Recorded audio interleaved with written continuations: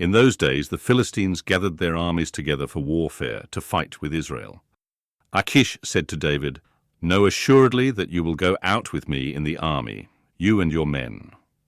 David said to Achish, "Therefore you will know what your servant can do." Achish said to David, "Therefore I will make you my bodyguard forever." Now Samuel was dead, and all Israel had mourned for him and buried him in Ramah, even in his own city. Saul had sent away those who had familiar spirits and the wizards out of the land. The Philistines gathered themselves together and came and encamped in Shunem. And Saul gathered all Israel together, and they encamped in Gilboa. When Saul saw the army of the Philistines, he was afraid, and his heart trembled greatly.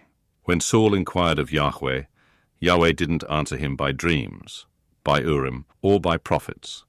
Then Saul said to his servants, "Seek for me a woman who has a familiar spirit, that I may go to her and inquire of her." His servants said to him, "Behold, there is a woman who has a familiar spirit at Endor." Saul disguised himself, and put on other clothing, and went, he and 2 men with him. And they came to the woman by night.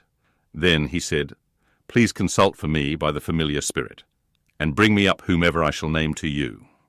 The woman said to him, "Behold, you know what Saul has done, how he has cut off those who have familiar spirits and the wizards out of the land. Why then do you lay a snare for my life to cause me to die?" Saul swore to her by Yahweh, saying, "As Yahweh lives, no punishment will happen to you for this thing."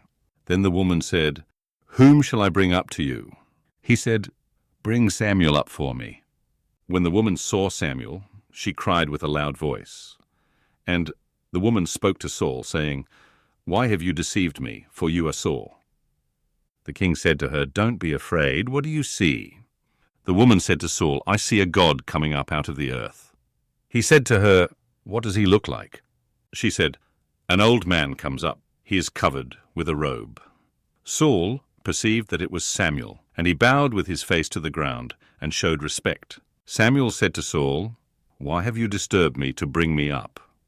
Saul answered, "I am very distressed, for the Philistines make war against me, and God has departed from me and answers me no more by prophets or by dreams.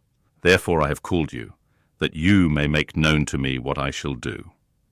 Samuel said, "Why then do you ask me, since Yahweh has departed from you and has become your adversary? Yahweh has done to you as he spoke by me. Yahweh has torn the kingdom out of your hand and given it to your neighbor, even to David. Because you didn't obey Yahweh's voice and didn't execute his fierce wrath on Amalek, therefore Yahweh has done this thing to you today. Moreover, Yahweh will deliver Israel also with you into the hand of the Philistines. And tomorrow you and your sons will be with me. Yahweh will deliver the army of Israel also into the hand of the Philistines."